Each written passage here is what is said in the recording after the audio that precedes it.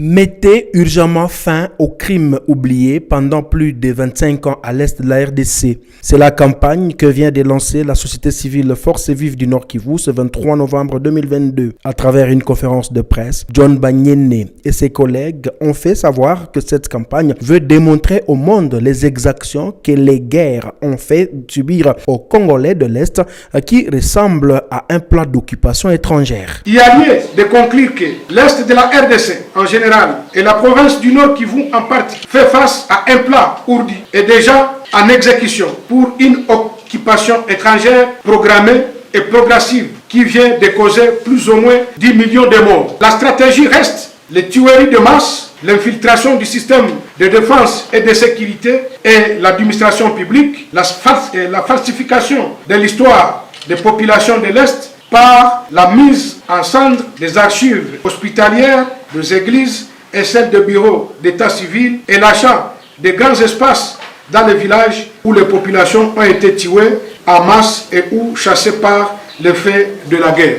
Devant cette extermination silencieuse des populations de l'Est de la RDC en général et celle du Nord Kivu en particulier, l'on note le silence coupable et complice de la communauté internationale dans son ensemble, pourtant présente sur terrain, mais laisse faire et parfois clame son impuissance devant certains crimes dont sont victimes les populations congolaises et venant de rébellions et bandes criminelles pilotées par les Rwandais pour la finalité si haut évoquée. La femme ne restera pas inactive durant cette campagne, souligne Isabelle Pendeza, actrice qui défend les droits de la femme au sein de la société civile du Nord Kivu. Et c'est de notre devoir de nous impliquer tous dans les soutiens, que ce soit psychologique, que ce soit n'importe quel soutien, afin de pouvoir arriver à un résultat qui est beaucoup plus palpable. En fait, les militaires qui sont sur la ligne de front sont nos frères, d'autres sont nos maris, nos enfants, nos voisins.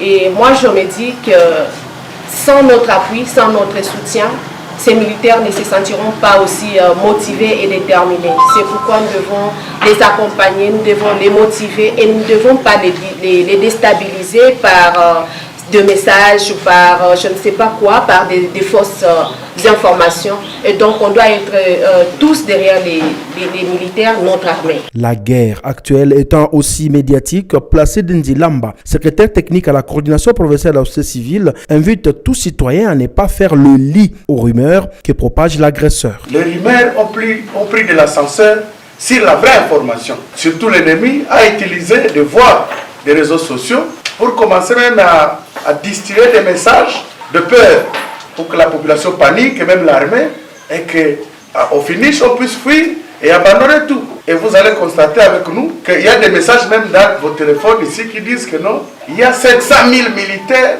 déjà dans la ferme de l'espoir ou la ferme de qui. Tout ça sont des messages inventés par qui? Par l'ennemi. Et curieusement, notre population ne connaît pas la manière de faire face à ces mauvaises informations. Curieusement encore, ces informations sont relayées par des gens qui ne peuvent pas les faire, qui sont censés encore dire à la population la vérité. Cette conférence de presse, à laquelle ont participé certains leaders des communautés vivant en harmonie au Nord Kivu, a été opportune pour faire attendre la voix des oubliés.